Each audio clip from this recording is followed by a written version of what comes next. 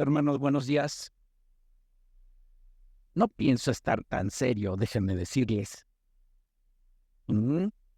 Fíjense que ni siquiera cuando hice la presentación de tesis de la especialidad me sentí tan nervioso. Esa es la verdad.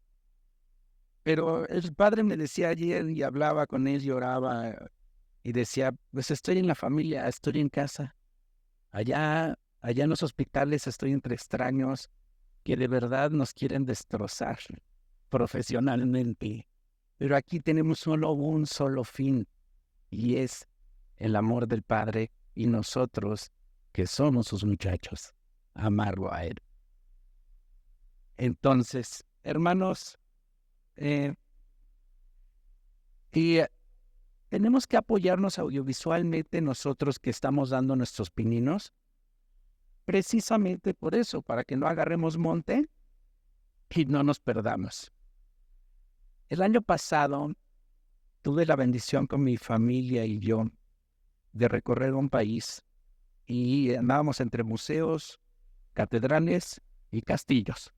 Entonces tuve la bendición de que fuimos acompañados de una de mis mejores amigas de toda la vida. Actualmente ella es retirada, pero tiene un hobby, es el arte. Le gusta el arte a la mujer. Entonces, cuando entrábamos a los museos, veíamos una pintura, veíamos un retablo, decía, vamos a analizarlo. Y yo así, otra vez. No. Entonces, cuando yo estaba preparando, haciendo la hermenéutica de la palabra de Dios, me encontré esta pintura, que es un Rembrandt de 1627, que precisamente nos habla de la parábola del rico necio. Y adivinen quién la pintó, un Rembrandt. A ver, hagamos un ejercicio como expertos en arte. Observen la pintura. Ustedes no saben nada de la parábola. Ustedes y yo no sabemos nada de arte.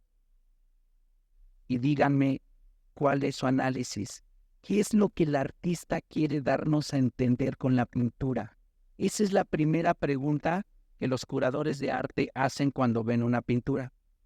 Voltean a verla y su análisis no es qué hay, sino su análisis es qué quiere expresarnos el artista cuando la pintó.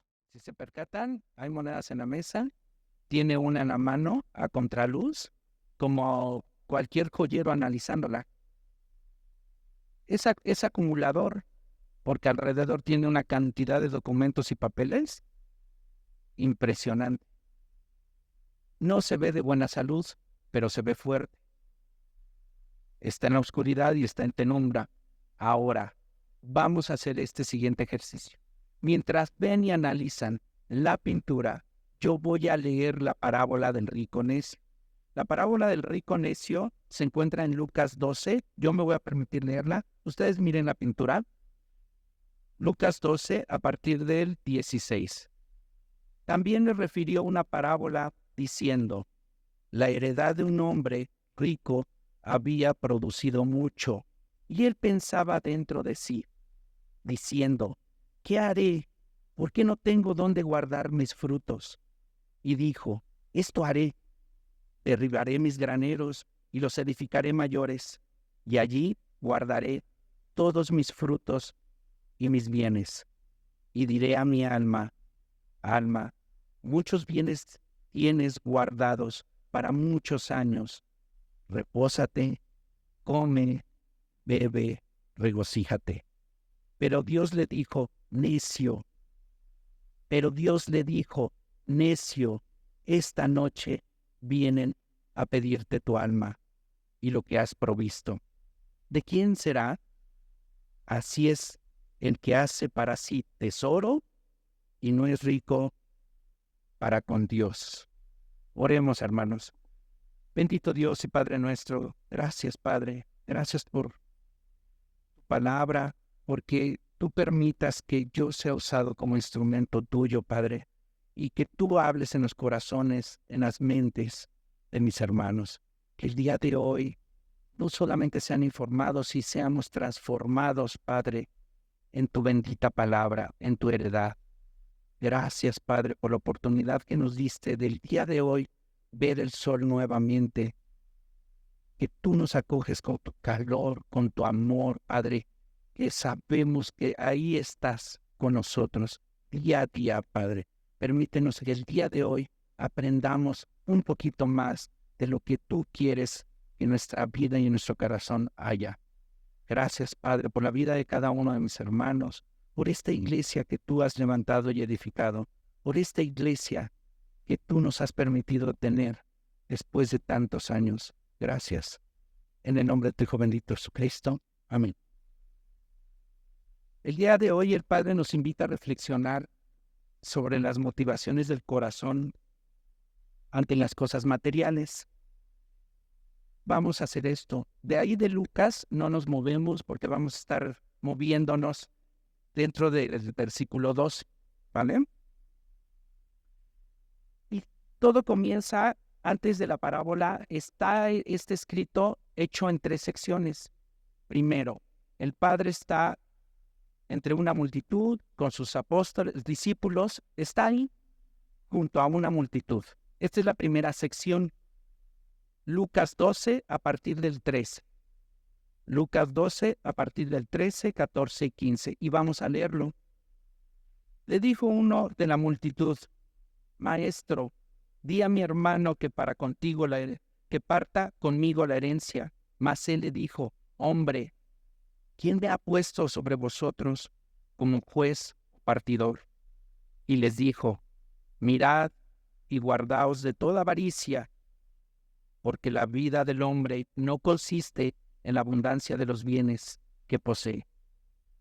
Observen esa imagen donde nuestro Padre, donde Jesús seguramente estaba parado junto a la multitud. Llega un hombre insensato que es hermano de otro y se le ocurre decirle: dile a mi hermano que parta herencia conmigo. Y el Padre dice: hombre, ¿quién me ha puesto sobre vosotros como juez o parte? Y después lo que sigue: mirad y guardaos de toda avaricia. Y ahí entra el primer adjetivo calificativo: avaricia. La frase clave de esta sección la encontramos en este versículo, hablando de la avaricia. Y yo les pregunto, hermanos, el día de hoy, y voy a darles 2 preguntas esenciales. ¿Qué tanto dependemos totalmente de Dios en todas las áreas de nuestras vidas? En todas. Sin freno, ¿eh? O sea, decir realmente, si realmente dependemos totalmente de Dios. Y la segunda pregunta que les hago: ¿nos afanamos tanto en las labores diarias por pagar cuentas y tener dinero, tanto que nos olvidamos de lo más importante de la vida, que es el legado espiritual y la generosidad con otros? Esos 2 cuestionamientos son algo que les quiero expresar el día de hoy. ¿Qué tanto dependemos realmente de Dios? ¿Qué tanto trabajamos y nos afanamos en el día a día por conseguir dinero, por tener cuentas bancarias o por vivir al día, ¿no? Entonces, la frase clave en esta primera sección con los hermanos es esa: la avaricia. La palabra traducida de avaricia en el original griego es leonexia. ¿A poco no me escucho bien griego? Hasta parezco griego. Ajá. De aquí en adelante, cuando digan leonexia, o lleguen con sus esposos, esposas y digan: uy, aprendí griego, mi amor. Dímelo, leonexia. Ay, ¿y qué significa avaricia? Vamos a definir y conceptualizar avaricia. La avaricia es la codicia y el deseo obsesivo de poseer más. Los hermanos estaban haciendo esa expresión al Padre, los hombres, estos insensatos, ¿no? Reparte herencia, dile a mi hermano que reparte herencia conmigo. Y el Padre es muy claro: y guardaos, mirad y guardaos de toda avaricia. Observen esta parte. Le dice a la gente, mirad, y luego guardad. Primero, seamos perceptibles en nuestros sentidos, en mirar, oír, oler, sentir, saber.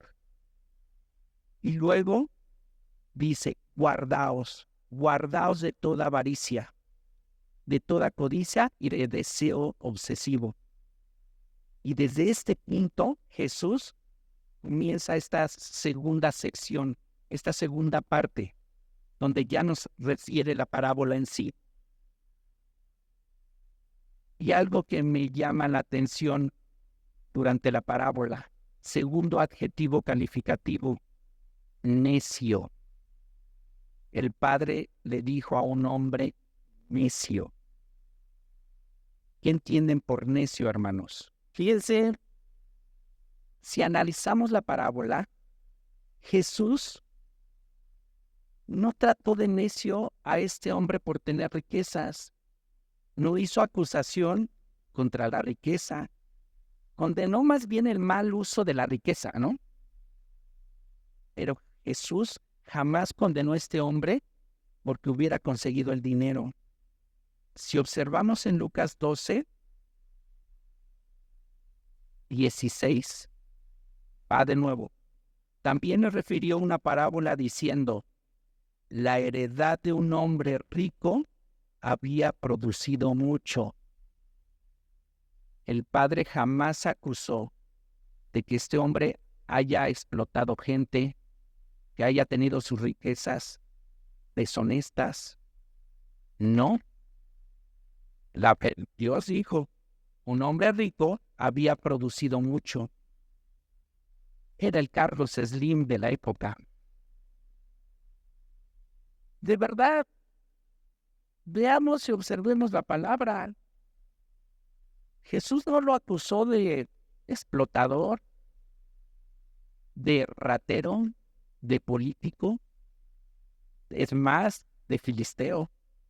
No, era un hombre rico que había producido mucho. Eso es todo. Pero ¿hacia dónde estaba encaminada la riqueza? ¿Y en dónde estaba encaminado su corazón en base a la riqueza? Pero, si me permiten, vamos a 1 de Timoteo 5.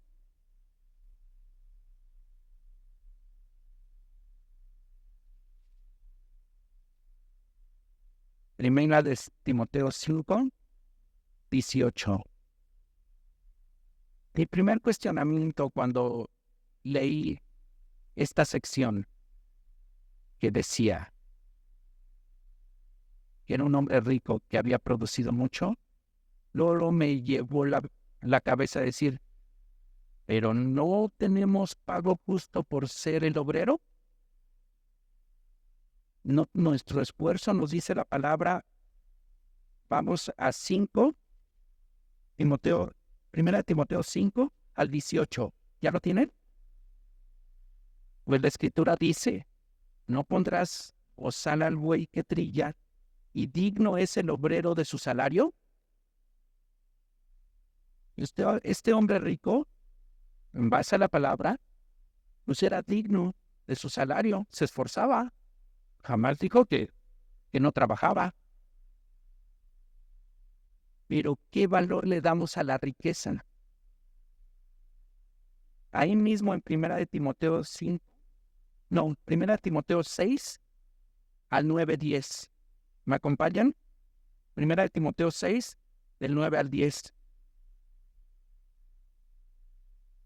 Porque los que quieren enriquecerse caen en tentación y lazo, y en muchas codicias necias, otra vez, y en muchas avaricias necias y dañosas que hunden a los hombres en destrucción y perdición, porque raíz de todos los males es el amor al dinero, el cual, codiciando algunos, se extraviaron de la fe y fueron traspasados de muchos dolores. Entonces ahí es donde entra la verdadera esencia de la parábola, donde entra el por qué el Padre le dio el adjetivo calificativo a un hombre que no había hecho mal para con nadie. Simplemente se hizo rico. Entonces, ¿por qué el Padre le dio el adjetivo calificativo de necio? Cuando hice la hermenéutica de esta idea de cómo Jesús usó dos adjetivos calificativos para un solo hombre, avaro y necio, lo desglosé en 3 puntos esenciales de por qué el Padre le dio el adjetivo de necio. Vamos a la siguiente diapositiva. 3 puntos esenciales. El primero, porque los medios llegaron a ser más importantes que el fin. Porque los medios fueron más importantes que el fin. Este hombre estaba tan preocupado por las riquezas que se olvidó verdaderamente del propósito eterno de la vida. Este hombre se olvidó. ¿Quién de nosotros, cuando comenzamos nuestra vida laboral, nuestros inicios, pensamos tanto en la familia, en lo que voy a hacer, y voy a producir, y voy a seguir con mi familia, y en el camino, como vamos laborando, como vamos creciendo, nos vamos extraviando del verdadero fin? Vamos a Jeremías 17:9, y dice Jeremías: engañoso es el corazón más que todas las cosas, y perverso, ¿quién lo conocerá? ¿Qué opinan? Engañoso es el corazón. Poco nos vamos extraviando del verdadero propósito de nuestra vida, de nuestro verdadero propósito en base a esto, a producir, a trabajar, al día a día, a comer, a qué le daré hoy a mi familia, cómo la vestiré, cómo mantendré el carro, etcétera, etcétera, etcétera. Y cuando comenzamos en algo chiquito, nos vamos haciendo algo más grande, porque el corazón es engañoso. Y vamos a Efesios 4:22. En cuanto a la pasada manera de vivir, despojas del viejo hombre que está viciado conforme a los deseos engañosos. Estamos viciados conforme a nuestros deseos engañosos de nuestro corazón. Este hombre fue viciado en el deseo engañoso de su corazón. No fue engañado por el trabajo que daba día a día. Fue engañado desde el fondo de su corazón al perder el verdadero objetivo de su felicidad. Segundo punto por el cual la siguiente... Segundo punto, es que no veo. Segundo punto, este hombre rico necio no logró reconocer su dependencia con otros. Este hombre rico no logró reconocer la dependencia con otros. Si observamos en la palabra, él estaba solo. No había nadie alrededor. Ahí si observan la pintura, no había esposa, no había hijos. Es más, no había ni una fotografía alrededor. Para esa época no había fotografías. Una pintura de la familia, ¿no? O de la novia. No había nada. Estaba solo. No logró reconocer su dependencia con otros. Y si vamos a la palabra, regresamos a Lucas 12, a partir del 17.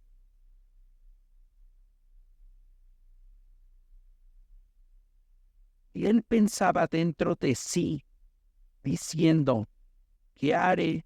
Porque no tengo dónde guardar mis frutos. Qué triste y desolado es el negocio, ¿no?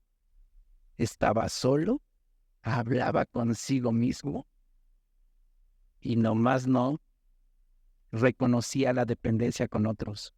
No habló de su esposa. Es más, en el 19 dice: diré a mi alma, alma, muchos bienes tienes y guardaos para muchos años, en vez de que dijéramos, ¿no? Y diré a mi esposa, a mis hijos, a mis hermanos, a mi comunidad, alma, muchos bienes tengo guardados para muchos años, así que, por favor, familia, reposémonos, comamos, bebamos, alegrémonos, regocijémonos. No dijo eso, habló para su alma.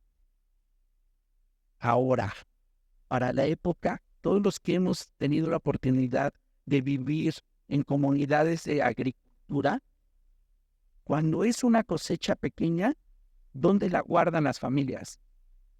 En recámaras. Yo la primera vez que vi, wow, una cosecha productiva, llenaron una recámara. Y esos son agricultores pequeños, de producción baja. Imagínense a este hombre que no nada más hablaba en plural, graneros. Todavía necesitaba hacer graneros más grandes. Se percatan el poder económico de este personaje. Tener tanta soledad en sí y todavía tener el descaro para consigo mismo decir, ahora sí me reposaré, ahora sí comeré, ahora sí beberé y ahora sí me regocijaré, me alegraré. Yo me puse a pensar, cuando dijo me regocijaré, ¿en qué? ¿En qué? Estoy solo, no hay familia. Y volteé otra vez a ver la pintura la primera vez. Si ese es su regocijo, estar viendo a contraluz como un joyero ve la joya para ver si la moneda es auténtica o no, pulirla, atesorarla y pasar a la siguiente moneda. Qué triste. Es deprimente. Y yo dije, ay, no, qué bonita pintura, ¿no?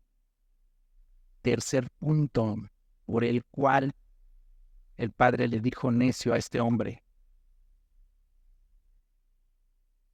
porque no logró reconocer su dependencia con Dios. En ese orden está escrita la parábola. Uno podría decir, ¿por qué no primero pusiste el reconocimiento en la dependencia de Dios, a los suyos, y luego al medio que olvidó el propósito real de su existencia? Es que así está escrita la palabra. Cómo el ser humano se comienza a viciar desde lo más simple a lo más complejo.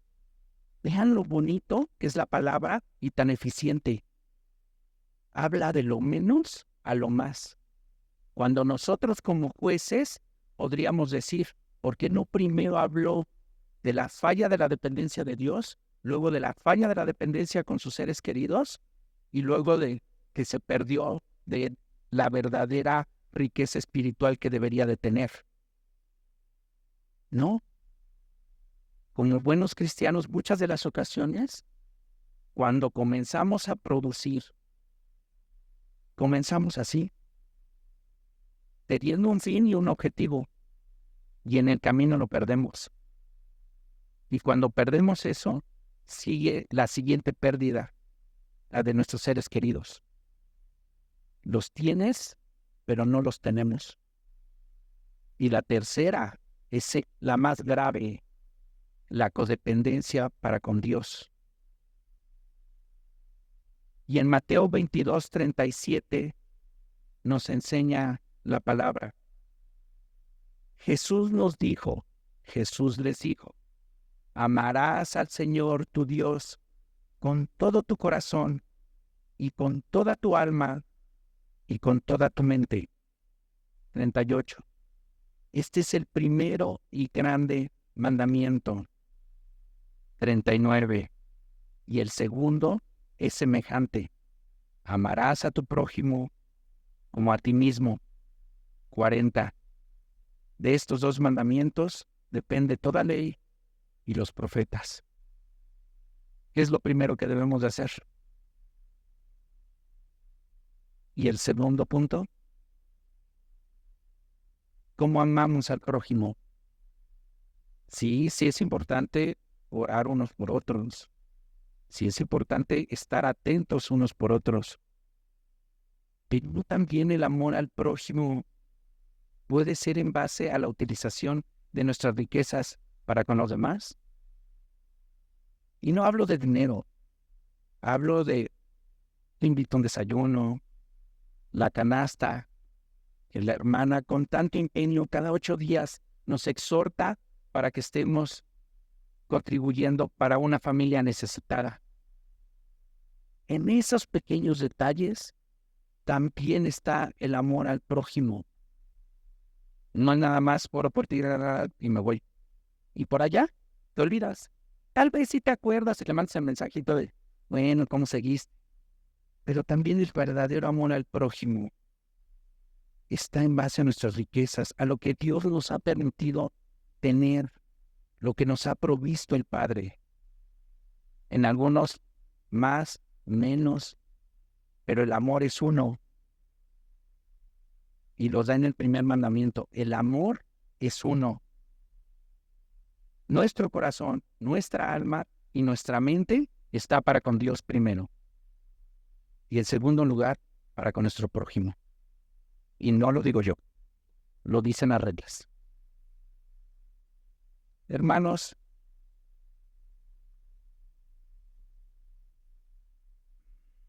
los medios por los cuales hemos vivido han superado los fines para los cuales vivimos. Cuando estaba haciendo mi boceto, esta frase me llegó a mí. ¿Cómo hemos consumido la vida en sostener la vida? ¿Cómo hemos consumido la vida en sostener la vida?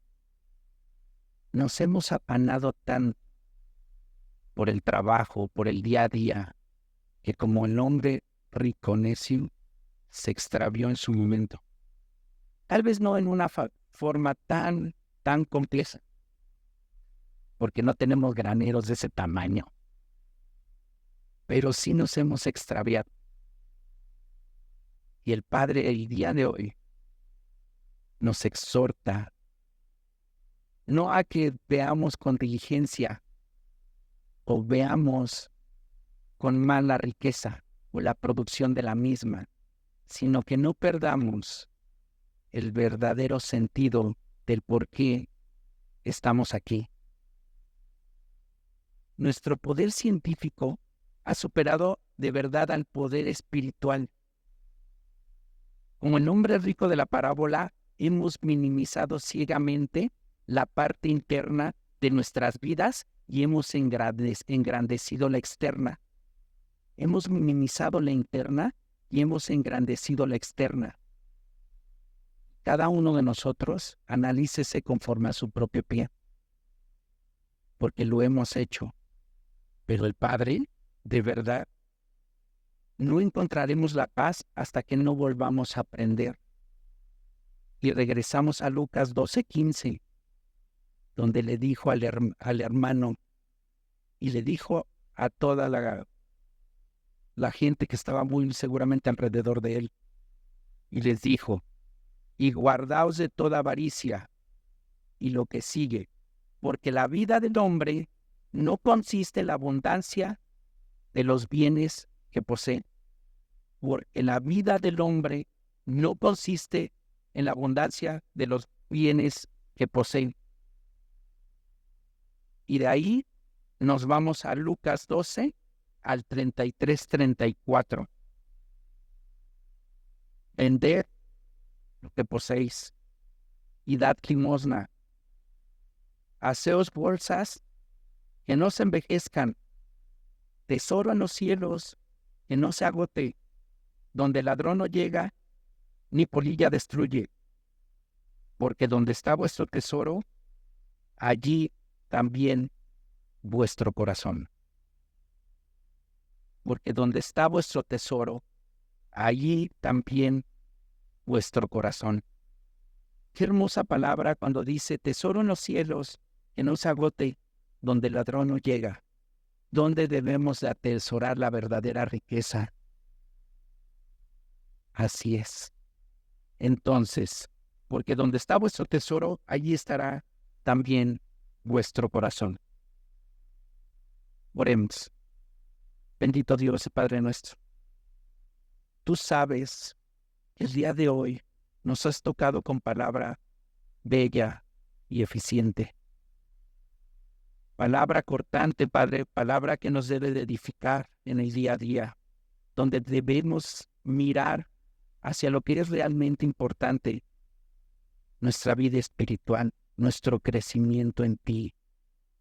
Permitas que nos pierdamos en el camino, en lo que no es realmente importante, que son nuestras riquezas materiales, Padre. No permitas que nos extraviemos en este mundo quebrado, Padre, en este mundo caído, donde nosotros debemos de ser luz para sostener la obra, Padre, para llevar las almas, Padre, que necesitas en el cielo, Padre. Gracias, Padre, por la vida de cada uno de nosotros, por tu bendita palabra, porque tú nos permitas transformarnos, pero también informarnos para poder llevar la palabra y la acción para con los demás. Así te lo pido, en el nombre de tu bendito Jesucristo. Amén.